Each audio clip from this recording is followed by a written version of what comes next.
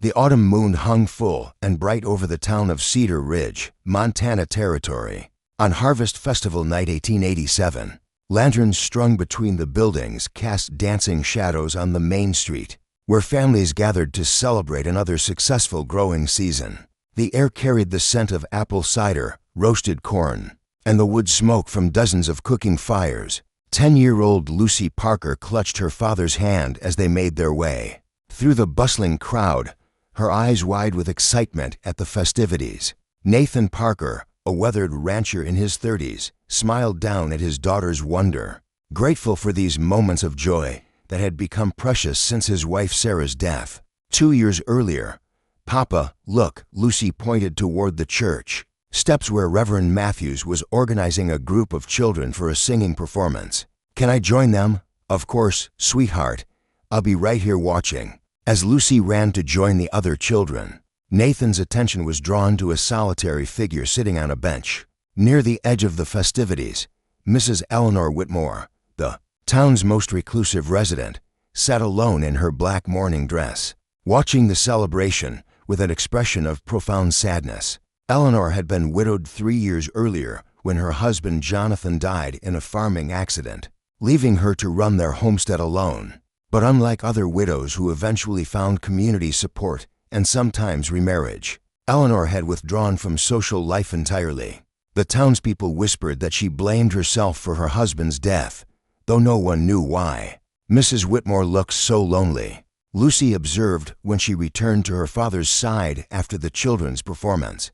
Nathan followed his daughter's gaze. "Some people carry pain that makes it hard for them to be around others, Lucy. Mrs. Whitmore has had a difficult time since her husband died. But Papa, you were sad when Mama died, and you still came to town events." Nathan considered this wisdom from his young daughter. "You're right, sweetheart. I suppose everyone handles grief differently." Lucy was quiet for a moment, then tugged on her father's sleeve. "Papa, I want to give Mrs. Whitmore something." "What did you have in mind?" Lucy reached into the small bag she carried and pulled out a piece of paper folded several times. "I wrote her a note. I wanted to tell her something important." Nathan looked at the carefully folded paper in his daughter's small hands. Lucy had been learning to read and write at the one-room schoolhouse, and she took great pride in her growing literacy. "What does your note say?" "It's a secret," Lucy said solemnly. "But it's something I think she needs to know." Before Nathan could ask more questions, Lucy had slipped away and was walking purposefully toward Eleanor's bench. Nathan followed, at a distance, curious about his daughter's intentions, but respecting her independence. "Mrs. Whitmore," Lucy's voice was soft but clear as she approached the widow. Eleanor looked up, surprised to see the child addressing her. Most of the townspeople had learned to give her space, understanding that she preferred solitude to conversation. "Hello, Lucy," Eleanor said gently, despite her reclusiveness.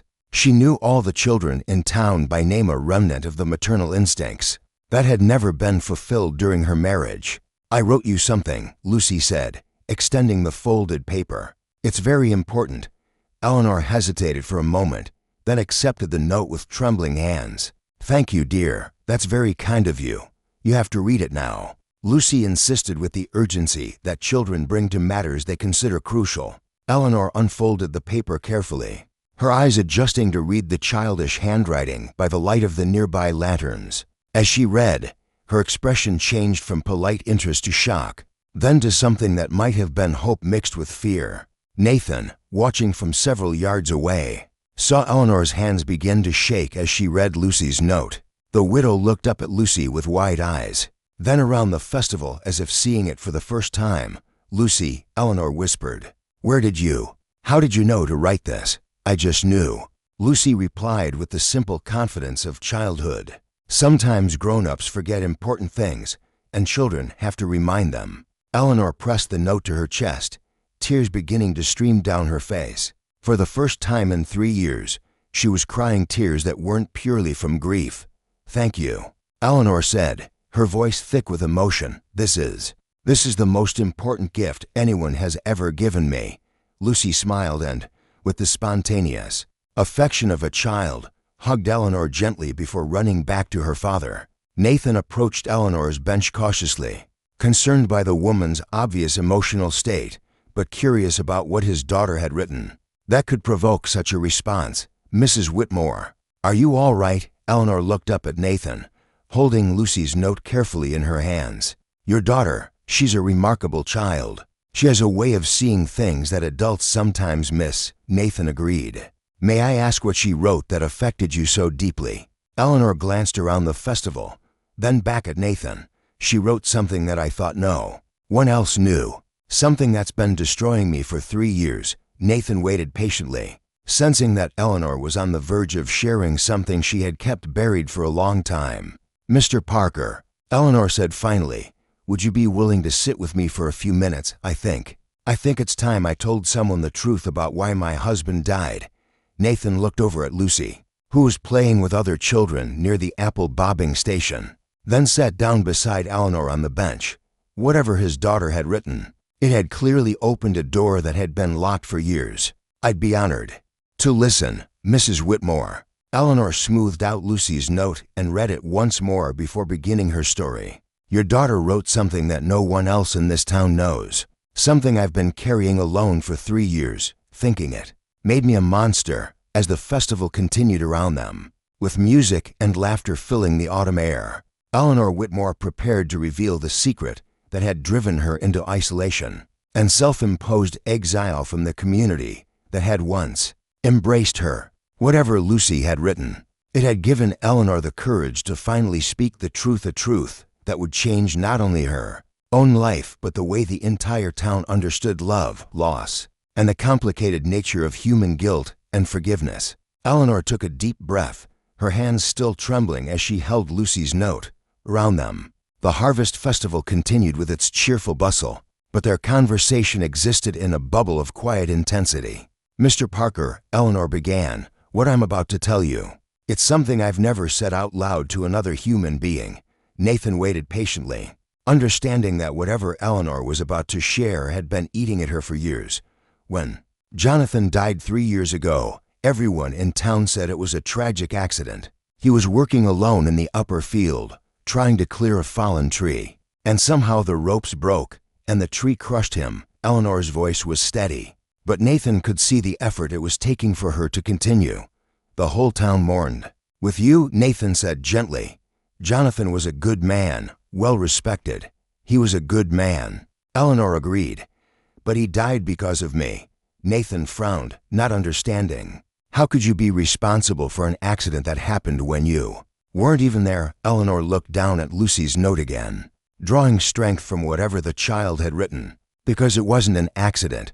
Jonathan killed himself." The words hung in the air between them like a physical weight. Nathan felt his understanding of Eleanor's 3 years of isolation suddenly shift into focus. "Eleanor," Nathan said softly, "are you certain? I found the letter he left for me," Eleanor replied, her voice barely above a whisper. "He hid it in our bedroom, where he knew I'd find it when I came looking for him that evening." In the letter, he explained everything, how he'd been planning it for weeks, how he'd made it look like an accident so I wouldn't be shamed by having a husband who took his own life. Nathan tried to process this revelation. Suicide was not only a mortal sin in their religious community, but a source of social stigma that could destroy a family's reputation and standing. "Why?" Nathan asked simply. Eleanor was quiet for a long moment, tears flowing freely now. "We'd been trying to have children for 8 years. Jonathan desperately wanted to be a father, and with each passing year, each disappointment, he became more convinced that he was failing as a husband. The letter said he couldn't bear to watch me pretend that our childless marriage was enough, that he knew I deserved a husband who could give me the family I wanted." "But Eleanor, that wasn't your fault, wasn't it?" Eleanor interrupted. "I did want children. I did grieve every month when we realized we hadn't conceived. And toward the end, I had stopped trying to hide my disappointment." Jonathan was sensitive, gentle. He saw my sadness and blamed himself for it. Nathan began to understand the crushing guilt that had driven Eleanor into isolation. "So you've been living with the knowledge that your husband took his own life, believing you were somehow responsible." "I've been living with the knowledge that the town mourns a tragic accident, when the truth is that my husband was so desperate to escape our marriage That he chose death over life with me. Nathan looked over at Lucy, who was laughing as she tried to catch apples with her teeth, her innocence and joy a stark contrast to the heavy conversation taking place on the bench. Eleanor, what did Lucy write in that note that gave you the courage to tell me this? Eleanor unfolded the paper and read it aloud, her voice breaking with emotion. Dear Mrs. Whitmore, I know you think Mr. Whitmore died because you couldn't give him babies. But my mama told me before she went to heaven that love isn't about what you can give someone. It's about choosing to be together even when things are hard. Mr. Whitmore loved you more than babies. He just forgot that for a little while. Love, Lucy Parker. Nathan felt his own eyes fill with tears as he understood what his daughter had done. Somehow, with the intuition that children sometimes possess, Lucy had seen through Eleanor's isolation to the heart of her pain. How could she know? Eleanor asked wonderingly. How could a 10-year-old child understand something that I've been struggling with for 3 years? Children see things simply sometimes, Nathan replied, without all the complicated guilt and shame that adults layer onto situations. Lucy has dealt with loss too. When her mother died, she went through a period of blaming herself, thinking that if she'd been a better daughter, somehow her mama wouldn't have gotten sick. How did you help her through that? By telling her the same thing that's written in that note, that love isn't conditional on perfection. That sometimes people die not because they don't love us, but because they're fighting battles we can't see or understand. Eleanor stared at the note, reading it again. Your daughter, she's suggesting that Jonathan's decision wasn't about not loving me enough, but about loving me so much that he thought I'd be better off without him. That sounds like the kind of twisted logic that depression can create, Nathan said carefully. From what you've told me about Jonathan, it sounds like he was a man who loved you deeply, but was suffering from a sickness of the mind. That made him unable to see clearly. For the first time in 3 years, Eleanor began to consider that her husband's death might have been the result of an illness, rather than a failure of love. The letter did mention how dark his thoughts had become, how he couldn't see any future that didn't involve disappointing me. Eleanor, you've been carrying this burden alone for 3 years. Have you considered that maybe it's time to share it with others who cared about Jonathan too? Eleanor looked around the festival, seeing neighbors and friends who had supported her in the immediate aftermath of Jonathan's death, but had gradually learned to leave her alone as she withdrew from community life. I don't know if I'm ready for that, she admitted. The shame, the questions, the judgment. What if there wasn't judgment? Nathan asked. What if there was understanding and support instead? Eleanor considered this possibility, one that had seemed impossible just an hour earlier. Your daughter's note.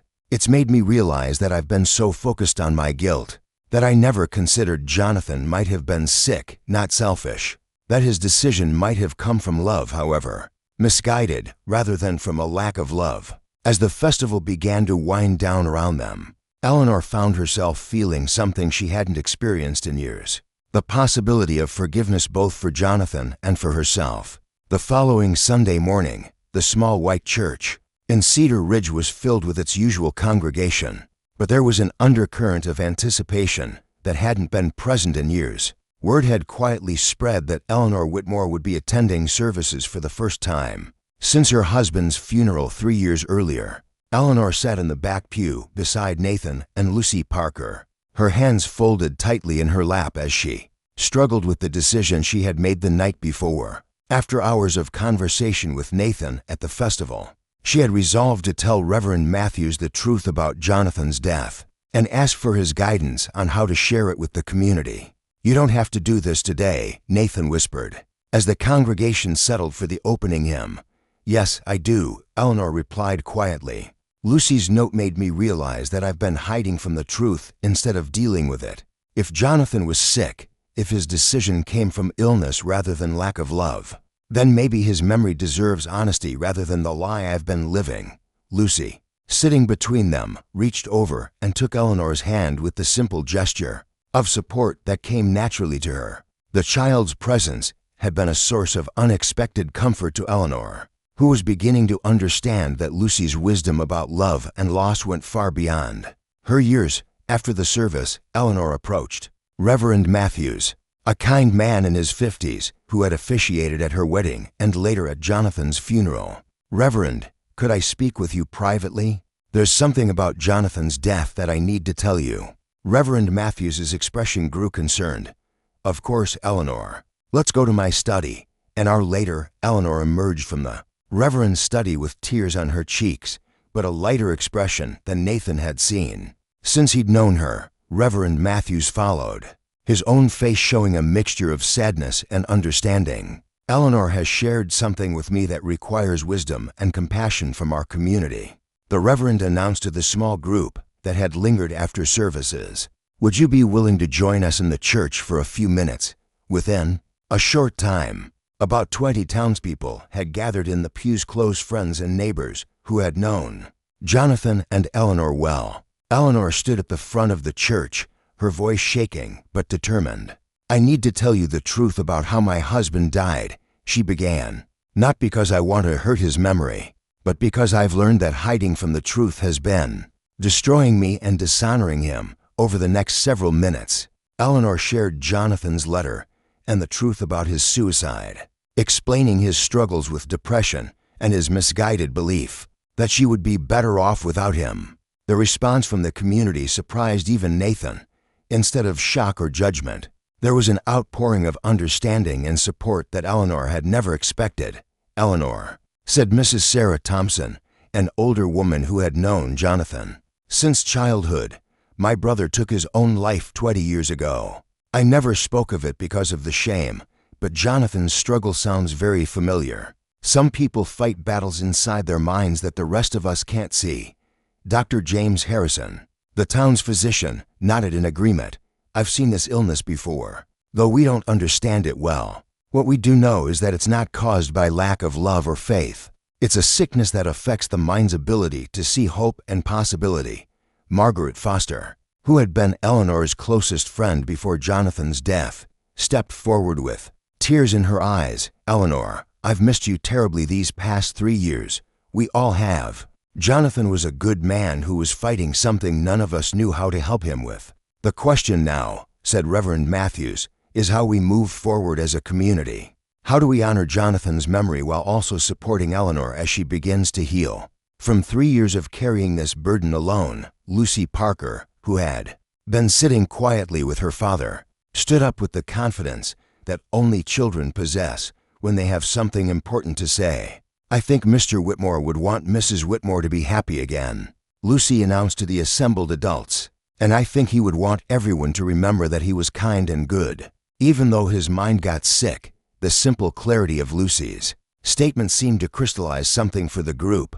Margaret Foster was the first to respond. "Lucy's right. Jonathan was kind and good. The fact that he was also suffering from an illness that ultimately took his life doesn't change the man he was for the 32 years he lived among us." Dr. Harrison added, "Perhaps Jonathan's story can help us better understand and support others who might be fighting similar battles. His death doesn't have to be meaningless if it teaches us to recognize the signs of this illness and respond with compassion rather than judgment." Eleanor felt something shifting in her chest, a loosening of the tight grip that guilt and shame had held on her heart for 3 years. "I want to honor Jonathan's memory properly," she said. "Not with the lie I've been living, but with the truth about a good man who was fighting an illness that none of us understood." Reverend Matthews smiled. "Then that's what we'll do. We'll remember Jonathan as he was a loving husband, a good neighbor, and a man who deserves our prayers and understanding for the battle he couldn't win." As the gathering began to disperse, many people approached Eleanor with embraces, invitations, and offers of support that she hadn't received in years. For the first time since Jonathan's death, she felt like she belonged to the community again. Nathan and Lucy were among the last to leave, and as they walked Eleanor back to her homestead, she reflected on the unexpected turn her life had taken in just 24 hours. "Lucy," Eleanor said, "your note changed everything for me.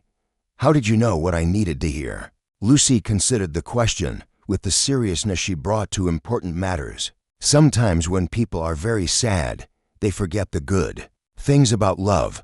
I just wanted to remind you." As they reached Eleanor's farm, Nathan hesitated before speaking. Eleanor, you don't have to face the future alone anymore. This community wants to support you, and he paused, then continued with quiet determination. Lucy and I would be honored to be part of that support. Eleanor looked at this man who had listened to her darkest secret without judgment, and at the child whose wisdom had given her the courage to seek truth instead of hiding in shame. For the first time in 3 years, she could imagine a future that included not just survival, but the possibility of joy. 6 months after Harvest Festival night, the town of Cedar Ridge was preparing for spring planting, and Eleanor Whitmore was preparing for a future she had never thought possible. The winter had been one of gradual healing, community support, and the slow rebuilding of a life that had been frozen in grief and guilt. Eleanor's homestead, which had fallen into disrepair during her years of isolation, was now thriving again, thanks to help from neighbors who had rallied around her. After learning the truth about Jonathan's death, Nathan Parker had been instrumental in organizing work parties to repair her barn, mend fences, and prepare her fields for the coming growing season. "Mrs. Whitmore," Lucy called out as she ran across the field between the Parker ranch and Eleanor's farm, a route she had worn smooth with daily visits over the winter months. "Papa says the baby chicks arrived at Morrison's store." Eleanor smiled as she watched Lucy approach, marveling at how much joy the child had brought back into her life. Lucy had become a regular presence at the Whitmore farm, helping with chores, sharing meals, and providing the kind of uncomplicated friendship that Eleanor had forgotten she needed. "Did he now?" Eleanor replied, setting down the seeds she had been preparing for planting. "And I suppose you think we need some chicks for our coop?" "Well," Lucy said with the diplomatic tone she used when she was about to make a request, "our chickens are getting old, and yours are too. If we got baby chicks, they could grow up together and be friends just like us." Eleanor laughed, a sound that had become more frequent over the past months. "That sounds like excellent reasoning to me." Nathan approached from the direction of the barn, where he had been helping Eleanor repair some of the damage that 3 years of neglect had caused. His relationship with Eleanor had developed slowly over the winter, built on friendship, shared loss, and the understanding that both of them had learned to carry grief while still choosing to live. "The fence line is secure," Nathan reported. "You shouldn't have any trouble with cattle wandering onto your property this season." "Thank you, Nathan. I don't know how I would have managed all these repairs without your help. That's what neighbors do," Nathan replied simply. "Besides, Lucy has made it clear that your well-being is a matter of family importance." Eleanor looked at Lucy, who was now chasing butterflies through the wildflowers that had begun to bloom around the farmhouse. The child had indeed become like family, filling a void in Eleanor's life that she had thought would remain empty forever. "Nathan," Eleanor said carefully, "I've been thinking about something all winter." "What's that?" "About Jonathan's letter, about what he wrote regarding children and families." Eleanor paused, gathering courage. "He was wrong about so many things, but one thing he was right about: I did want to be a mother. I still do." Nathan studied Eleanor's face, understanding the deeper meaning of her words. "And what are you thinking about that?" "I'm thinking that sometimes families form in ways we don't expect. That sometimes a child chooses you just as much as you choose them." Eleanor watched Lucy, who had discovered a nest of baby rabbits and was observing them with the wonder that only children possess.